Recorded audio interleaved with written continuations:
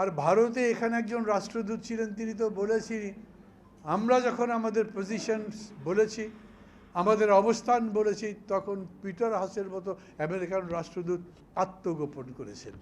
ভারত আমাদের পক্ষে আছে তাই ক্ষমতায় আছি, ভারত পক্ষে আছে তাই আমেরিকার মতো শক্তিকে আমরা নিউট্রালাইজ করে ফেলেছি, সেই জন্যই আমরা নির্বাচন করতে পারছি।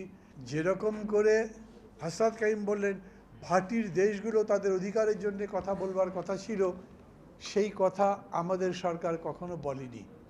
ফলে দাঁড়িয়েছে এই পানির উপরে আমাদের অধিকার আছে এটা বলাই প্রায় ছেড়ে দিয়েছি। এরকম একটা সরকার ক্ষমতায় আছে যারা সরকারে থাকার জন্য যাচ্ছে তাই করবে, এবং এটাও আমরা সবাই বুঝি যতদিন পর্যন্ত তারা ক্ষমতায় আছে তারা এর বাইরে কিছু করবে না। মানে একেবারে প্রকাশ্যে ঘোষণা করা হচ্ছে ভারত আমাদের পক্ষে আছে তাই ক্ষমতায় আছি, ভারত পক্ষে আছে তাই আমেরিকার মতো শক্তিকে আমরা নিউট্রালাইজ করে ফেলেছি, সেই জন্যই আমরা নির্বাচন করতে পারছি। নির্বাচন তো আর নির্বাচন নয়, সেটা কি হয়েছে সেটা সব মানুষ জানে। এখন এই সব কিছু মিলে ঐক্যবদ্ধভাবে সেই রকম একটা প্রতিরোধ আমাদের পক্ষে গড়ে তোলা সম্ভব?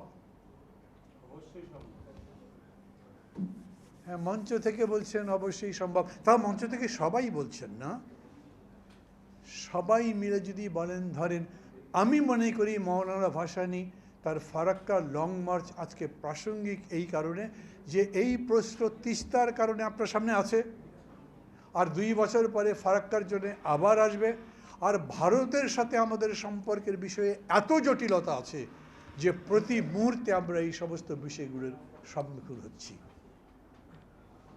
আবারও বলছি, যেরকম করে আপনি যুক্তি দিয়ে নীতি দিয়ে কথা বলতে পারেন, ঠিক একইভাবে রাজনীতি দিয়ে কথা বলতে পারেন কিনা, সেটাই আজকে রাজনীতিবিদদের বিবেচনা করবার বিষয়।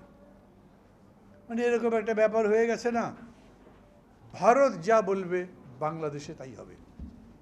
অনেকে এরকম বলছেন ভারত যা বলবে তাই আমেরিকা শুনবে।